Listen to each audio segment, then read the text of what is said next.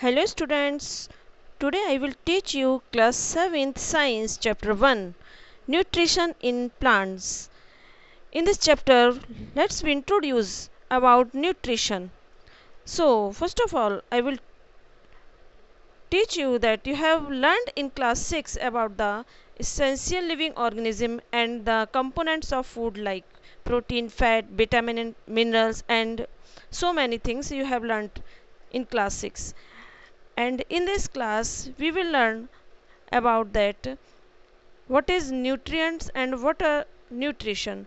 So the definition is nutrients is this: these components of food are necessary or of our body are called nutrients. मतलब ऐसे components जो हमारे body के लिए ज़रूरी होते हैं उन्हें हम nutrients कहते हैं. And the process of taking food both organism and its utilization by the body is called nutrition. और जिस प्रोसेस के द्वारा फूड को ऑर्गेनिज्म के द्वारा यूज़ किया जाता है, यूटिलाइज किया जाता है सर बॉडी के द्वारा, तो इस प्रोसेस को हम न्यूट्रिशन कहते हैं. और न्यूट्रिशन में वो सभी एक्टिविटीज़ आती हैं जिसमें ऑर्गेनिज्म फूड को लेता है और बॉडी के द्वारा उसका यूटिलाइजेशन होता है. और जब भोजन को हम लेते हैं और ऑर्गेनिज्म के द्वारा जब भोजन लिया जाता है तो उससे एनर्जी प्रोवाइड होती है और एनर्जी से हम जितनी भी बॉडी की लाइफ एक्टिविटीज़ होती हैं वो करते हैं. तो फूड एक तरह का फ्यूल की तरह वर्क करता है. तो food is a kind of fuel that drives essential living process and brings about chemical change. Plants also need energy and raw material. Plants को भी एनर्जी की ज़रूरत होती है and raw materials को. But apart from the few insects eating species, plants do not appear to take in food. They get their nutrients from air, water and soil. तो plants अपना जो भोजन लेते हैं और nutrients को लेते हैं वो अपने एयर, वाटर और सॉइल से लेते हैं. Let's study various method by which plants obtain nutrients. तो हम इसमें हम स्टडी करेंगे प्लांट्स की, प्लांट्स न्यूट्रिएंट्स को लेते हैं और किस प्रकार से लेते हैं. तो इसमें हम देखते हैं mode of nutrition in plant. Plant में न्यूट्रिशन लेने के जो तरीके हैं वो किस प्रकार से हैं.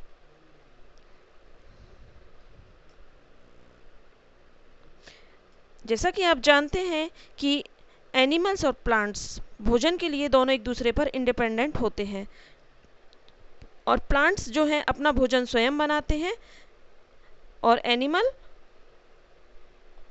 प्लांट्स से अपना भोजन प्राप्त करते हैं. तो इस प्रकार से plants, human and animals plants पर डायरेक्टली और इनडायरेक्टली डिपेंड रहते हैं. Plants are the only organism that can prepare food by themselves by using water, carbon dioxide and the raw material present in the surrounding. Plants are the only organism. Plants ही ऐसे जो organism हैं जो कि अपना भोजन स्वयं बनाते हैं और वाटर, कार्बन डाइऑक्साइड और मिनरल का यूज़ करके. The raw material present in the surrounding. और जितना भी रॉ मटेरियल है वो प्लांट्स की सराउंडिंग में प्रेजेंट रहता है. The nutrients enable living organism to build their bodies, to grow, to repair damage parts of their bodies and provide the energy to carry out life process. और जो nutrients living organism के लिए जो योग्य हैं और उनकी बॉडी को बनाने के लिए ज़रूरी होते हैं और ग्रो करने के लिए बॉडी को और रिपेयर डैमेज पार्ट्स को रिपेयर करने के लिए ज़रूरी होते हैं और उनको जितनी भी लाइफ एक्टिविटीज़ है, लाइफ प्रोसेस है, उनको प्रोवाइड करने के लिए जो एनर्जी चाहिए होती है. तो इसके लिए जितने भी जो न्यूट्रिएंट्स होते हैं सभी लिविंग ऑर्गेनिज्म के द्वारा ज़रूरी होते हैं. ये फूड में से अपना फूड से अपने न्यूट्रिशन को लेते हैं और ये सारी लाइफ एक्टिविटीज़ को करते हैं. Nutrition is the mode of taking food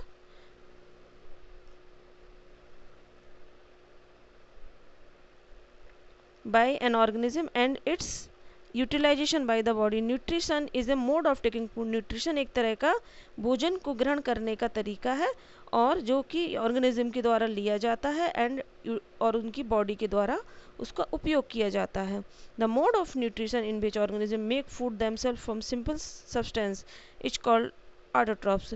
तो ऐसा जो मोड ऑफ न्यूट्रिशन जिसमें ऑर्गेनिज्म अपना भोजन स्वयं बनाता है, सिंपल सब्सटेंस से अपना भोजन स्वयं बनाता है, तो ऐसे मोड ऑफ न्यूट्रिशन को हम ऑटोट्रॉपिक कहते हैं। जैसे कि ऑटो माने होता है सेल्फ और ट्रोपो माने नरिशमेंट, यानी स्वयं, जो अपना भोजन स्वयं बनाते हैं, तो स्वयं नरिशमेंट करते हैं अपने आप को। तो ऐसे प्लांट्स होते हैं, प्लांट्स क्योंकि अपना भोजन स्वयं बनाते हैं, therefore plants are called autotrophs, इसलिए प्लांट्स को ऑटोट्रॉप कहते हैं। Animals and most other organism take in readymade food prepared by plants, they are called heterotrophs. और हेटरोट्रॉप्स किसे कहते हैं?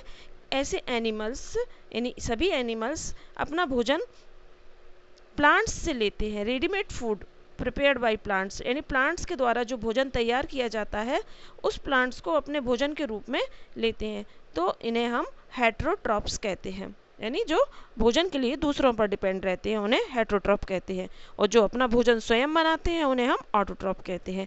तो इस प्रकार से हमने मोड ऑफ न्यूट्रिशन सीखा। अब है photosynthesis, food making process in plant.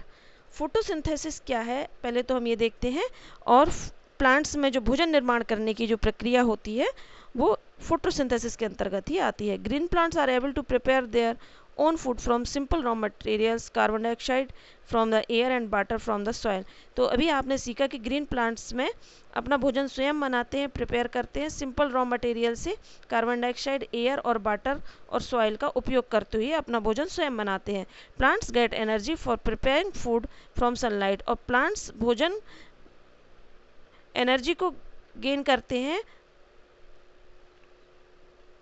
For preparing food from sunlight, sunlight से अपना भोजन बनाने के लिए एनर्जी प्राप्त करते हैं। The mode of nutrition where green plants make food themselves from simple substance is called autotrophic nutrition. तो ऐसा मोड ऑफ न्यूट्रिशन जिसमें ग्रीन प्लांट्स अपना भोजन बनाते हैं सिंपल सब्सटेंस से, उसे हम ऑटोट्रॉपिक न्यूट्रिशन कहते हैं। Such plants are called there, इसलिए ऐसे प्लांट्स को हम ऑटोट्रॉप्स कहते हैं। The cells of green leaves and young stems of plants contain numerous green structures called chloroplast। आपने देखा होगा कि प्लांट्स का कलर ग्रीन कलर का होता है, पत्तियां ग्रीन कलर की होती हैं, तो उनमें एक ग्रीन कलर का स्ट्रक्चर जिससे कि क्लोरोप्लास्ट होता है, तो क्लोरोप्लास्ट के कारण प्लांट्स का कलर ग्रीन होता है। और उस chloroplast are green because of presence of green pigment. और क्लोरोप्लास्ट ग्रीन कलर के क्यों होते हैं? क्योंकि उनमें एक ग्रीन कलर का पिगमेंट पाया जाता है जिसे हम क्लोरोफिल कहते हैं। तो अभी आपने दो टर्म सीखे, क्लोरोप्लास्ट जो कि कहाँ पाया जाता है, जितने भी ग्रीन प्लांट्स होते हैं, green parts of the plant में, प्लांट्स के ग्रीन पार्ट्स में पाया जाता है, और क्लोरोप्लास्ट में क्लोरोफिल पाया जाता है, एक पिगमेंट होता है।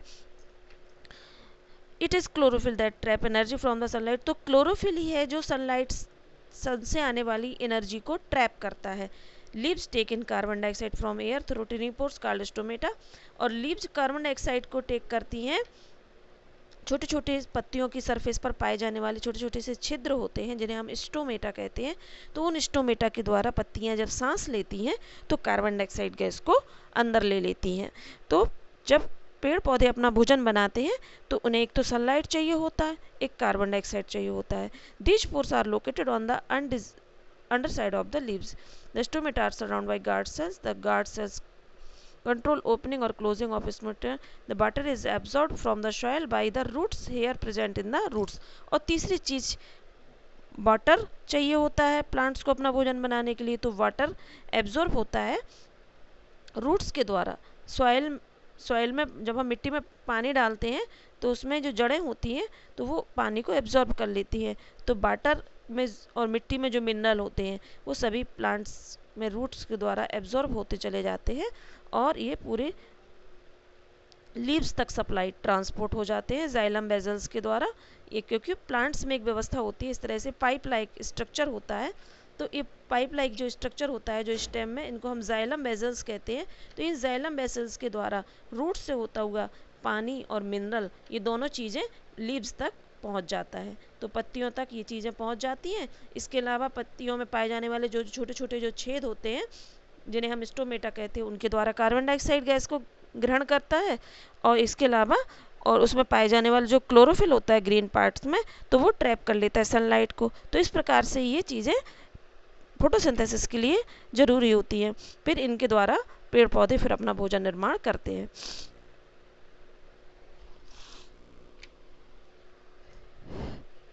using the energy from the sun in a chemical reaction takes place in green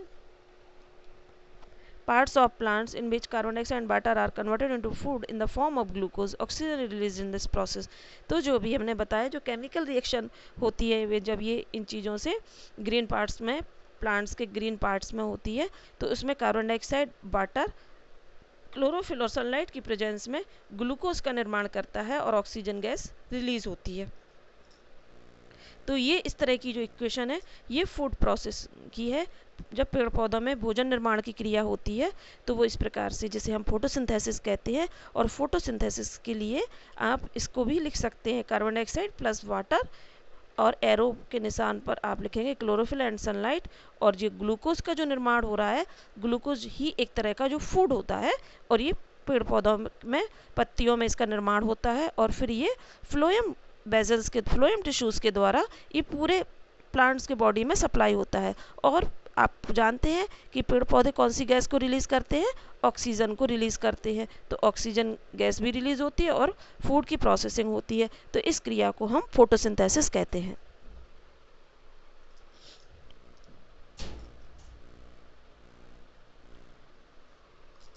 ये देखिए डायग्राम के द्वारा किस तरह से समझाया गया है फोटोसिंथेसिस इन प्लांट्स। इसमें प्लांट्स लगा है, सन की रेज पड़ रही हैं और इसमें CO2 भी मिल रहा है, इनको वाटर भी मिल रहा है और ऑक्सीजन और शुगर का फॉर्मेशन हो रहा है। शुगर माने ग्लूकोज का फॉर्मेशन हो रहा है जो पूरे पेड़ पौधों के हर पार्ट्स में सप्लाई होता है। इसलिए प्लांट्स को ऑटोट्रॉप्स कहा जाता है। फैक्टर्स अफेक्टिंग फोटोसिंथेसिस, तो जो फोटोसिंथेसिस को अफेक्ट करने वाले कुछ कारक होते, कुछ फैक्टर्स होते हैं वो इस प्रकार से हैं।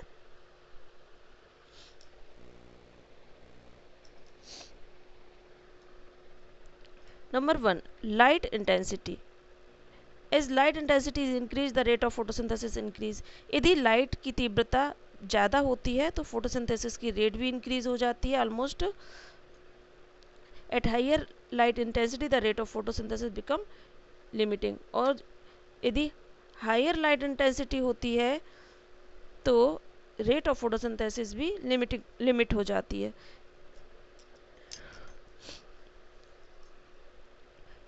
Nature of light, the blue and red region of the visible light are most effective for photosynthesis.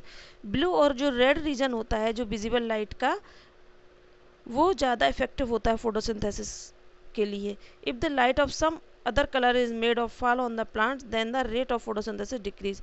यदि अन्य कलर की लाइट यदि प्लांट्स पर गिरती है तो फोटोसिंथेसिस की जो रेट होती है वो डिक्रीज हो जाती है, घट जाती है, क्योंकि प्लांट्स के लिए जो जब फोटोसिंथेसिस के लिए जो इफेक्टिव कलर होता है ब्लू और red colour. Carbon dioxide and water, poor availability of carbon dioxide and water lowers the extreme rate of photosynthesis. यदि पुअर अवेबिलिटी हो कार्बन डाइऑक्साइड की और वाटर की, यदि पेड़ पौधों को हम पानी कम दें और कार्बन डाइऑक्साइड गैस की अवेबिलिटी कम होगी तो फोटोसिंथेसिस की रेट भी कम हो जाएगी। Temperature does not affect the light reaction but affects the dark reaction markedly. The effect of temperature on photosynthesis varies from plant to plant. Temperature ज़्यादा affect नहीं करता है ये लाइट रिएक्शन में, बट ये डार्क रिएक्शन में ज़्यादा affect करता है। और फोटोसिंथेसिस का जो टेम्परेचर पर जो प्रभाव होता है वो प्लांट टू प्लांट वेराई होता है। ये पर्टिकुलर प्लांट में किसी प्लांट्स को कम टेम्परेचर चाहिए होता है, किसी प्लांट्स को ज़्यादा टेम्परेचर चाहिए होता है, तो ये प्लांट्स पर डिपेंड करता है।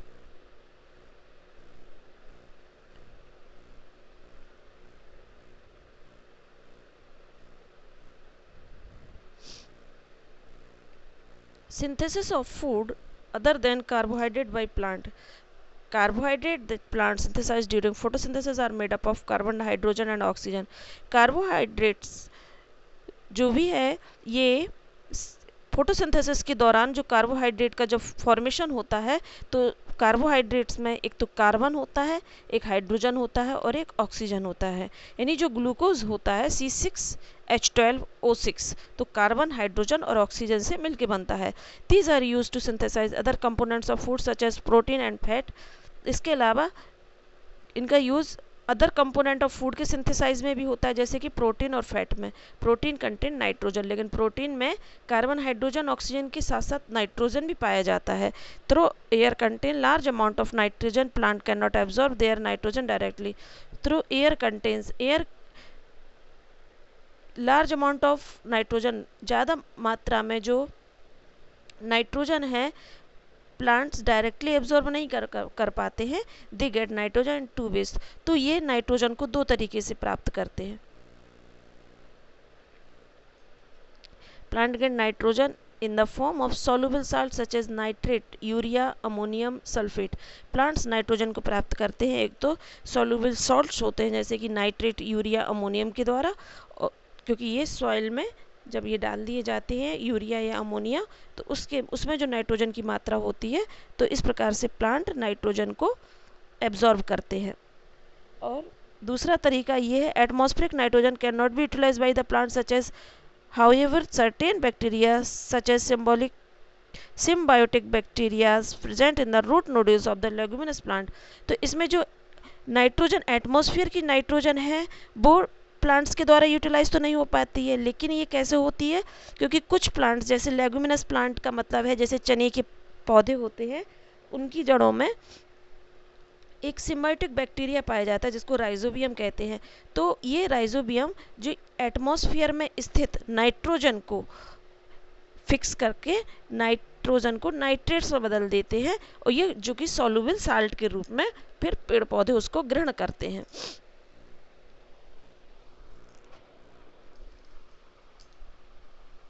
अब है other mode of nutrition in plant. Green plant make their own food from carbon dioxide, water in the presence of chlorophyll, sunlight. So green plants are autotrophs। अभी हम पिछले डिस्कस कर चुके हैं ऑटोट्रॉप के बारे में। Plants do not contain chlorophyll, depend on their living organism for their food. Thus these plants do not contain chlorophyll, are heterotrophs and their mode of nutrition heterotrophs। और जैसे कि कुछ नॉन ग्रीन प्लांट होते हैं और other organism होते हैं, ये अपना भोजन प्लांट से लेते हैं, दूसरों पर डिपेंड रहते हैं, तो ऐसे मोड ऑफ न्यूट्रिशन को हम हेट्रोट्रॉपिक न्यूट्रिशन कहते हैं। अब है herbivorous animal depend directly on plants for their nutrition, carnivorous depend on other animal. Herbivorous जो एनिमल होते हैं वो डायरेक्टली डिपेंड होते हैं न्यूट्रिशन के लिए, प्लांट्स पर डिपेंड होते हैं, और जो कार्निवोरस एनिमल होते हैं वो एनिमल्स पर ही डिपेंड होते हैं। जैसे कि ये हर्बीवोरस एनिमल्स है, ये रैबिट है, ये ग्रेसहोपर है और ये रैट है। तो ये प्लांट्स या घास फूस को ये खाते हैं। इसके बाद ये स्नेक है और ये सेकेंडरी कंज्यूमर कहलाते हैं। तो स्नेक है और इससे भी बड़े जैसे एनिमल हैं, वल्चर है, इसके अलावा लॉयन है, टाइगर है, ये एनिमल दूसरे एनिमल्स को खाते हैं, जैसे डॉग है, कैट है, ये एनिमल्स को दूसरे एनिमल को खाते हैं। तो ये कार्निवोरस एनिमल होते हैं, ये भोजन के लिए दूसरे जानवरों पर डिपेंड रहते हैं। Thus when you eat meat you indirectly depend on food prepared by plant. When you eat meat, जब तुम मीट खाते हो, you are indirectly dependent on food, तो आप इनडायरेक्टली प्लांट से प्रिपेयर होने वाले फूड पर ही डिपेंड करते हैं, क्योंकि कार्निवोरस एनिमल डिपेंड तो रहेगा हार्बीवोरस एनिमल पर, और हार्बीवोरस एनिमल ने क्या खाया होगा, पेड़ पौधे और घास पत्तियाँ। तो इस प्रकार से वो चेन तो बनती चली जाती है, इनडायरेक्टली या डायरेक्टली। मीट के लिए तो हार्बीवोरस एनिमल पर ही डिपेंड है ना। You know that green plants get the energy to prepare food. आप जानते हैं कि green plants get the energy, green plants energy को गेन करते हैं फूड को प्रिपेयर करने में सनलाइट से। Thus the sun is the ultimate source of energy for all living organism. इसलिए जो सनलाइट है सभी लिविंग ऑर्गेनिज्म के लिए अल्टीमेट सोर्स ऑफ एनर्जी है। Some non green plants live in or on other living organism and drive their food from them. कुछ non green plants जीवित रहते हैं ऑन अदर लिविंग ऑर्गेनिज्म पर और अपना भोजन भी and drive their food from them, अपना भोजन भी उन्हीं से लेते हैं। For example dodder is a plant that sucks food from other plants.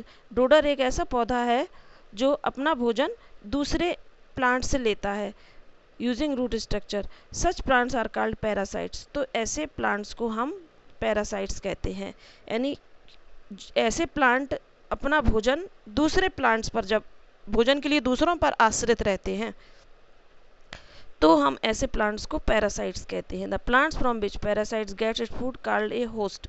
तो जो प्लांट जिससे अपना भोजन प्राप्त करते हैं उसे हम होस्ट कहते हैं। Some parasitic plant like mistletoe plant which grows on tree such as mango और महुआ। जैसे कि कुछ पैरासिटिक प्लांट का एग्जाम्पल इन्होंने दिया है। मिसलेटो एक ऐसा प्लांट है जो ग्रो होता है महुआ या मैंगो के प्लांट्स के ऊपर ग्रो होता है और उसी से अपना भोजन लेता है। Have green leaves and can synthesize their food. उस पर भी ग्रीन पत्तियां होती हैं और अपना भोजन निर्माण कर सकता है। They take water and minerals from the host plant. और ये वाटर और मिनरल्स जो होस्ट प्लांट से लेते हैं। तो जो मिसलेटो प्लांट है एक तो महुआ और मैंगो के प्लांट पर ग्रो होता है और उसमें मिसलेटो में भी पत्तियां होती हैं, तो पत्तियों से तो अपना भोजन सिंथेसाइज करता है फूड का, लेकिन मिनरल और वाटर तो होस्ट प्लांट से ही लेता है, क्योंकि मिनरल और वाटर भी तो प्लांट्स को चाहिए होता है, तो वो मैंगो और महुआ के पेड़ से ही लेता है। तो they are known as partial parasite. इसलिए ऐसे प्लांट्स को पार्शियल पैरासाइट कहते हैं, यानी आधे तरह से डिपेंड है, क्योंकि अब उसके पास खुद पत्तियां हैं तो अपना भोजन निर्माण कर रहा है, लेकिन वाटर और मिनरल केवल 2 चीज़ें ही तो ले रहा है, इसलिए इसको हम पार्शियल पैरासाइट कहते हैं। और कुछ जैसे डोडर का एग्जाम्पल अभी आया था, तो डोडर पैरासाइट्स है क्योंकि ये पूरी तरह से डिपेंड है अदर प्लांट्स पर। The plant kingdom also has plants that consume insects. The plants kingdom also has plants. Plant kingdom में भी प्लांट्स होते हैं दैट कंज्यूम इंसेक्ट्स, जो इंसेक्ट्स को कंज्यूम करते हैं। कुछ ऐसे प्लांट होते हैं जो कीड़े मकोड़ों को भी खाते हैं। The Venus flytrap and pitcher plant catch insect by igneous method. They are known as insectivorous plant. इसमें आपने एग्जाम्पल देखा होगा वीनस फ्लाईटैप और पिचर प्लांट का, और ये पिक्चर्स भी बने हुए हैं वीनस फ्लाईटैप और पिचर प्लांट के। तो ये क्या करते हैं, ये वीनस फ्लाईटैप और ये पिचर प्लांट, ये घड़े की तरह पौधा देखो, ये दिख रहा है, इसमें एक लिड ढक्कन सा लगा रहता है, और ये जैसे ही कोई कीड़ा मकोड़ा इसके संपर्क में आता है तो ये लिड को तुरंत बंद कर लेता है और उसको एनगल्फ कर लेता है अपने भोजन को। तो ये जो प्लांट हैं ये इंसेक्ट्स को अपने भोजन के रूप में लेते हैं, इसलिए इनको हम इंसेक्टिवोरस प्लांट कहते हैं।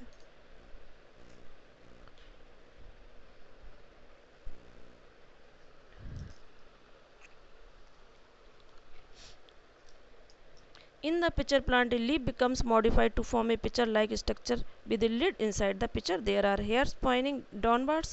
इसमें पिचर प्लांट में एक घड़े की तरह स्ट्रक्चर होता है और उस पर ढक्कन लगा होता है और उसमें छोटे छोटे से हेयर होते हैं डाउनवर्ड्स। व्हेन जैसे ही कोई इंसेक्ट्स पिचर में जैसे ही संपर्क में आता है तो ढक्कन क्लोज कर लेता है उसको, और वो इंसेक्ट उसके अंदर जो पाए जाने वाले जो छोटे छोटे हेयर होते हैं घड़े के अंदर उसमें जाके फंस जाता है, और इस तरह से पिचर प्लांट से डाइजेस्टिव जूसेस सीक्रेट होते हैं और वो इंसेक्ट को डाइजेस्ट कर लेते हैं। सेम इसी तरह से वीनस फ्लाईटैप है, वो भी जितने भी इंसेक्ट्स जो उड़ते हैं उसके संपर्क में आते हैं तो उनको एनगल्फ करते हैं और उनको डाइजेस्टिव जूसेस के द्वारा डाइजेस्ट करके अपना भोजन बनाते हैं।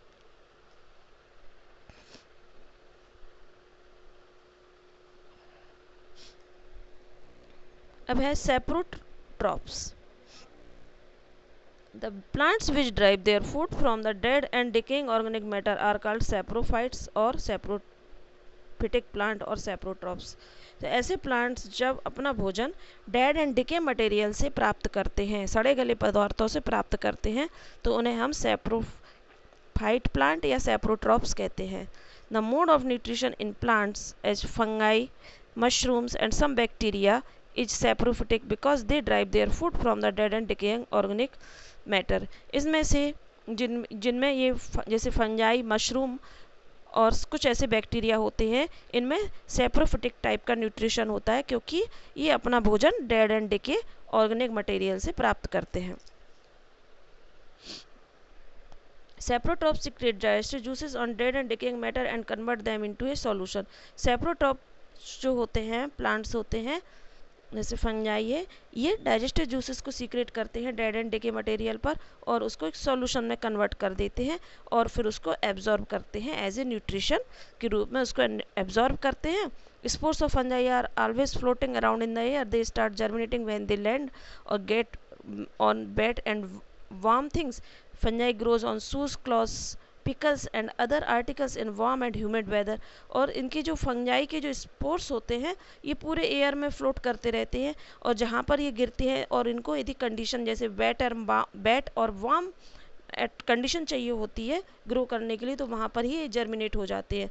तो आप देखते हैं कभी कभी बारिश के मौसम में जब मॉइस्चर ज़्यादा होता है और वेट एंड वार्म कंडीशन होती है तो फंगस कई जगह जगह पर लग जाती है.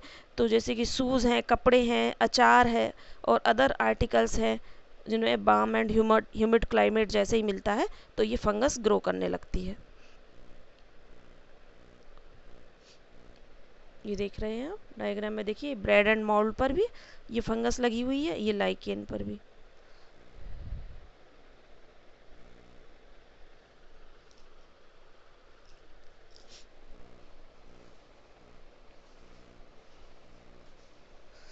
In organism like lichen, a chlorophyll containing porter which is an alga and a fungus live together. The fungus provide shelter, water and minerals to the alga and in return the alga provide food which it prepared by photosynthesis. Such a mutually beneficial relationship is called symbiosis. तो इसमें कभी आता है question में what is symbiosis, symbiosis क्या है. तो इसमें आपका लाइकेन का जो एग्जांपल है वो बेस्ट माना जाता है. लाइकेन इसमें क्या होता है कि ये एक लाइकेन जो ऑर्गेनिज्म है ये chlorophyll containing porter which is an alga and A fungus live together. इसमें एल्गी और फंगस जब दोनों ही एक साथ रहते हैं तो फंगस प्रोवाइड शेल्टर, क्योंकि फंगस उसको शेल्टर प्रोवाइड करता है, वाटर एंड मिनरल्स एल्गी को प्रोवाइड करता है and in return algae provide food. और एल्गी एल्गी क्योंकि ग्रीन कलर की होती है तो फोटोसिंथेसिस के द्वारा फूड प्रोवाइड करती है. तो जब ये दोनों ही म्यूचुअल रिलेशनशिप में रहते हैं यानी वो उसको पानी और मिनरल्स प्रोवाइड करता है और वो एल्गी इसको फूड प्रोवाइड करती है तो इस म्यूचुअल रिलेशनशिप को ही हम सिम्बायोसिस कहते हैं.